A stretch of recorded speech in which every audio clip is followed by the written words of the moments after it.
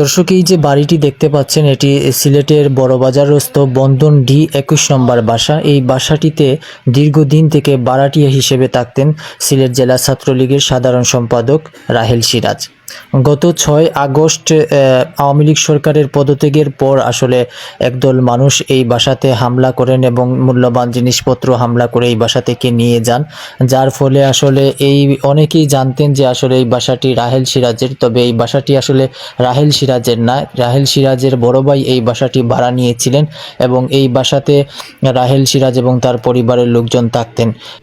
দর্শক, যারা এই বাসার আসলে মেইন মালিক, তারা আজকে এই বাসাটিতে এসেছেন এবং তারা এলাকাবাসী আসলে তাদের কাছে এই বাসাটি হস্তান্তর করেছেন এবং তারা যেটি বলছেন যে এই ক্ষতিটি যা হয়েছে এটা তাদেরই হয়েছে, এটা রাহেল সিরাজকে তো আর তারা খুঁজে পাবেন না বা তারা কোথাও খুঁজে পাচ্ছেন না। প্রায় 2 মাসের বাসা ভাড়াও তারা রাহেল সিরাজের কাছে পান।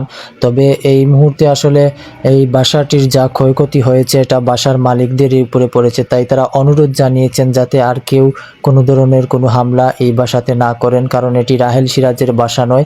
এই বাসাটিতে রাহেল সিরাজের বড় ভাই ভাড়া নিয়েছিলেন, এই কারণে রাহেল সিরাজ এখানে থাকতেন।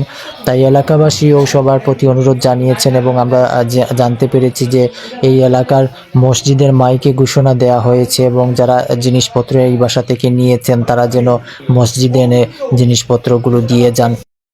আসসালামু আলাইকুম। এই বাসার মালিক আমি, আমার খালা বাসার মালিক, তত্ত্বাবধানে আমি আছি। আর দীর্ঘদিন থেকে একটু আমি দেখাশোনা হলাম, আমার দায়িত্বে আছে।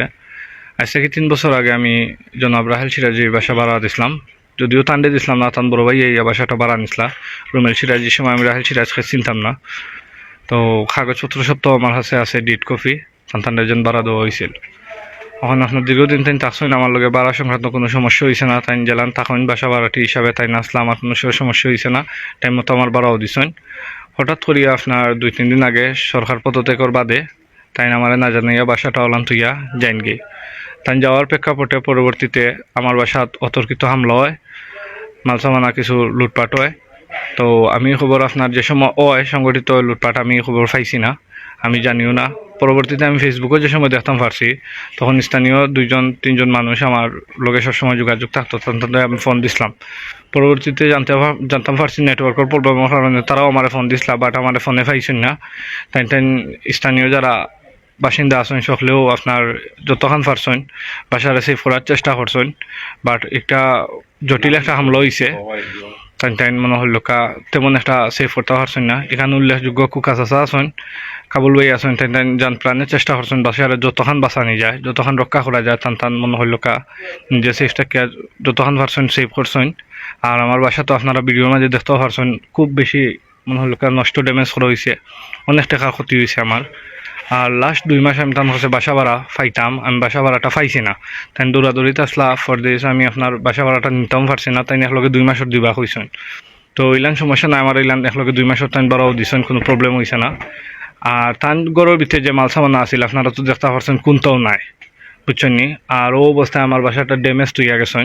তো আমি স্থানীয় বাসিন্দা যারা আছেন, সুবা আছে আর একটা গাড়ি তো আছিল যে একটা আপনার একবারে ড্যামেজ, গাড়ির ভিডিও আপনারা দেখতে পারছেন। তো আপনার এই অবস্থায় আমি এই বাসা ফেরত চাইছি। তো স্থানীয় বাসিন্দা যারা আছেন তেন সেভ করিয়া বাসাটা থালা মারিয়ার আসছিলা, আমার তো সমঝাইয়া দেওয়া লাগে ইমিডিয়েটলি, তেন আমার তো সমঝাইয়া দিলেইছেন। বাসাটা আমি এখন সমঝিয়া ফাইলিছি। আর তার লগে আমার কোনো যোগাযোগ নাই বর্তমানে রাহেল সিরাজের লগে।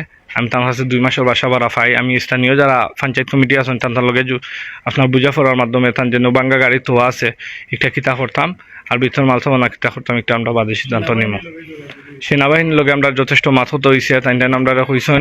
তাই একটা মনে হল অন্য জায়গাত মিশন আসেন, তাই আমরা পূর্ণ সাপোর্ট দিবা, কোনো সমস্যা হইলে সবসময় তাদের জানাইতাম। আর মনে হইল বাসাতে আর কোনো ধরনের সমস্যা হইতো না, তাই আমরা নিশ্চয়তা দিচ্ছেন। তো আমি সকলের কাছে, সকল পেশাজীবী মানুষ আর সর্বদলের কাছে আমি অনুরোধ করলাম যে বাসাটা আসলে আমার রাহেল সিরাজর নাই, যাও ক্ষতি হয়েছে সব আমার হয়েছে। যে যার ফতে গেছে গিয়ে আপনার ক্ষতিপূরণটা বহন করতে হইব। এখন আমি নিজে আমি করে পাইতাম নাই, আর আমি আইনের কাছেও কইতাম পারতাম নাই। সো আমার এই ক্ষতিপূরণ বহন করতে হইব, যাও এবার ওই গেছে আমি একটা মানিয়া নিছি কি। আর আগামীতে যাতে আমার বাসা তার কোনো ধরনের হায় হামলা না হয় আমি সকলের কাছে অনুরোধ করলাম। আমার যাতে আর কোনো ধরনের প্রবলেম করা না হয়। কারণ আমি এখন আবার নতুন করে আমার ফ্যামিলির এই জায়গাত লইয়া আইতাম, আগামীতে কোনো যদি হামলা হয় তাহলে আমার ফ্যামিলির উপরে পড়বো, গৌরব বাংছে আমার ফ্যামিলিতে সমস্যা হইব। তো সকলের কাছে আমি অনুরোধ করাম যাতে আর কোনো সমস্যা না হয়। প্রিয় ভাইয়েরা, আমি এটি কইলাম যে গত সোমবার সরকার পদত্যাগের পর বিভিন্ন এলাকায় যে উচ্ছৃঙ্খল পরিবেশ সৃষ্টি হয়েছিল, তদ্রূপ আমাদের এলাকাতেও এটা যে সমস্ত সন্ত্রাসী হোক আর উচ্ছৃঙ্খল মানুষ হোক, তারা যে ভুল বুঝাবুঝির মাধ্যমে এনে যে ক্ষতি সাধন করা হয়েছে, এটা মোটেও ঠিক হয়েছে না।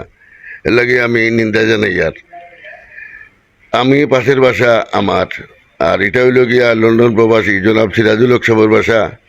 ওনার সাথে আমার খুব ভালো সম্পর্ক। তো ওনার বাসা বারাটিয়া হিসাবে এই রাহেল সিরাজের ভাই আসলা, সেই সুবাদে রাহেল সিরাজ এখানে থাকতা। তো রাহেল সিরাজ সরকার বদলের পরপর নাই হয়ে যাওয়ায় গায়েব হয়ে গেছেন। এর লাগে এই উচ্ছৃঙ্খল জনতা যে উচ্ছৃঙ্খলতা করছে ইয়াত, এই ভাষা রাহেল সিরাজের মনে করিয়া এটা তো খুব নিন্দনীয় ব্যাপার। তাই আমি আমার বাতিজা মিনহাজে কইরাম যে বাবা তুমি যা হইছে সবর করিলাও, আর এলাকাবাসীর প্রতি আমার আবেদন, আপনারা ভবিষ্যতে আপনাদের ভাষা মনে করি ওই ভাষাটারে খেয়াল রাখবা ইনশাল্লাহ।